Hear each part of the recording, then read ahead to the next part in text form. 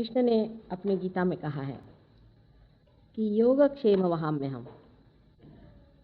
इसका मतलब है पहले योग, पहले वो क्षेम कहते, पहले उन्होंने योग कहा, उसके बाद क्षेम कहा। क्षेम का मतलब होता है आपका वेलबीइंग, आपका लक्ष्मी तत्व। पर पहले योग होना चाहिए। जब तक योग नहीं होता तब तक परमात्मा से आपसे कोई मतलब नहीं। आपको पहले योग माने परमात्मा से मिलन होना चाहिए।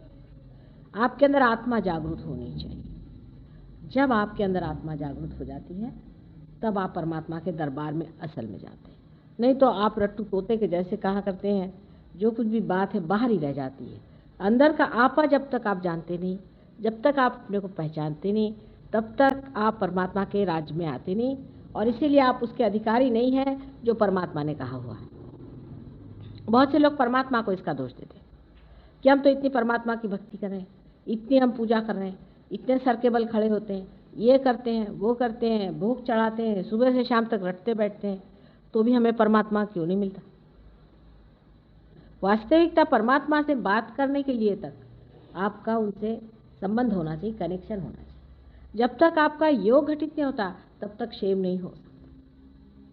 क्षेम का मतलब है आपके चारों तरफ से रक्षा, जो लक्ष्मी तत्व हमारे अंदर है वो जागृत हो जाता है। कृष्ण ने सिर्फ ये कहा कि वहाम्यहम्, मैं करूँगा, पर कैसे करूँगा सो नहीं कहा। सो मैं आपसे बताती हूँ वो किस तरह से होता है। जिस वक्त योग घटित होता है तब कुंडलिनी त्रिकोणाकार अस्थि से उठ करके ब्रह्मरंध्र को छेदती थी। जब कुंडलिनी की शक्ति ब्रह्मरंध्र को छेदती है तब उसमें ज्योत आ जाती है, क्योंकि आत्मा की ज्योत वो पा लेती, और उस ज्योत के कारण नाभि चक्र में जो लक्ष्मी तत्व है वो जागृत हो जाता है। जैसे ही लक्ष्मी तत्व आप में जागृत हो जाएगा, चारों तरफ से आप देखिएगा आपकी खुशहाली रहेगी, तब असली लक्ष्मी तत्व जागृत हो जाता है। कमल के जैसा उसका रहन सहन, उसकी शक्ल होनी चाहिए, सुरभित होना चाहिए ऐसा आदमी, न कि उसे हर समय घमंड की बदबू आए। अत्यंत नम्र होना चाहिए। कमल का फूल हमेशा आपने देखा उसमें एक ऐसी हमेशा थोड़ी सी झुकान रहती है। कमल कभी भी ऐसा खड़ा नहीं होता है, तो थोड़ी सी झुकान जरूर डंठल में आ जाती है। उसी प्रकार जो कम से कम जो लक्ष्मी जी के हाथ में कमल है, दोनों में इसी तरह की सुकुमारता है। दूसरों से बात करते वक्त वो बहुत ठंडी तबीयत से, आनंद से, प्रेम भरा इस तरह से बात करता है। झूठा नहीं होता, कोई प्लास्टिक के नहीं होते हैं वो कमल, असल में होते हैं। ऐसा मनुष्य असल में कमल के जैसा होना चाहिए। एक हाथ से वो दानी होना चाहिए, उसके हाथ से दान बहते ही रहना चाहिए, बहते ही रहना चाहिए। पर पहले योग घटित होना चाहिए, फिर क्षेम होता है।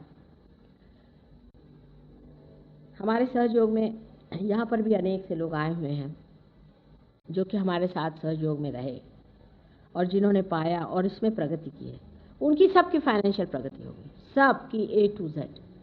कोई कोई लोगों के पास तो लाखों रुपया आ गए, जिनके पास 1 रुपया नहीं था उनको लाखों रुपया मिला। ऐसे भी लोग हमारे यहाँ हैं जिन्होंने, अब जैसे यहाँ देखिए मियाँ बीबी जो आए हुए हैं अंग्रेज़ लोग, ये इंडिया आना चाहते थे, तो उन्होंने कहा कैसे जाएं, पैसा तो है इनके पास, इनकी भी बड़ी प्रगति हो गई, वैसे भी इनको बहुत पैसा वैसा मिल गया और काफ़ी आराम से रहने लगे।